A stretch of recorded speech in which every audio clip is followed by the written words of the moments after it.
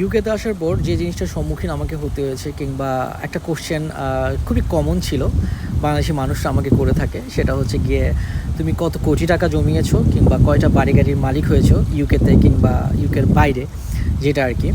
So আমাদের আসলে বাংলাদেশি মানুষের থিঙ্কিং হচ্ছে আমাদের 1 পাউন্ড সমান তো বাংলাদেশি টাকা 162 টাকা, তাইলে হচ্ছে গিয়ে মাসে তো অনেক টাকা স্যালারি পায়, অ্যাটলিস্ট 4-5 লাখ টাকা তো সে কামাইলে হচ্ছে গিয়ে সব টাকাই তো তার জমানো, তাই না?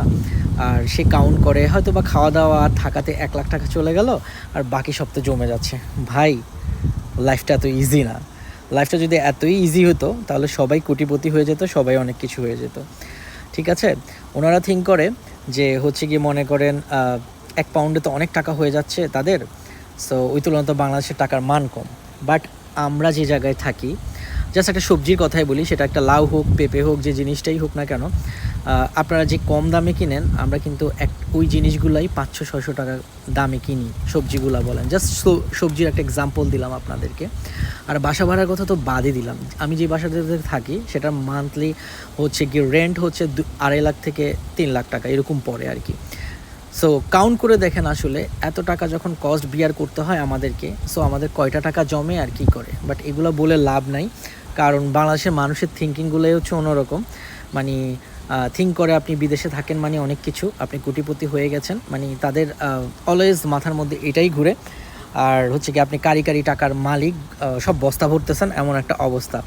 আর আরেকটা ব্যাপার হচ্ছে, যখন আপনি একটা ফেসবুকে ছবি আপলোড করবেন, সেটা নিয়ে অনেক কৌতূহল, কেন আপনি আপলোড করলেন, আরে ওর মতো তো সুখী মানুষ এই পৃথিবীতে নাই, কি লাক্সারিয়াস লাইফ লিড করতেছে, কেমন আছে, কত ভালো আছে, আমরা কি করতেছি না করতেছি। বাট ভাই, ছবিতে কিংবা সোশ্যাল মিডিয়াতে আমাদের বাস্তব লাইফটা ফুটে ওঠে না। আমাদের বাস্তব লাইফটা কি, সেটাই আপনাদের সাথে শেয়ার করতেছি।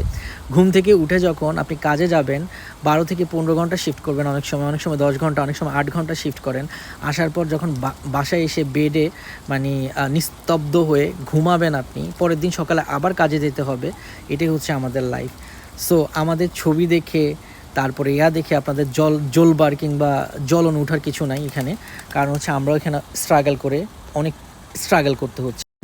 সো এইসব থিং বন্ধ করেন, তাইলে হয়তো বা অনেক ভালো হবে। কারণ কেউ আসলে সুখে লাইফ কাটায় না, হ্যাঁ, সবাইকে স্ট্রাগল করতে হয়, সবাইকে সবার জায়গায় সবাই অনেক বেশি কষ্ট করতেছে।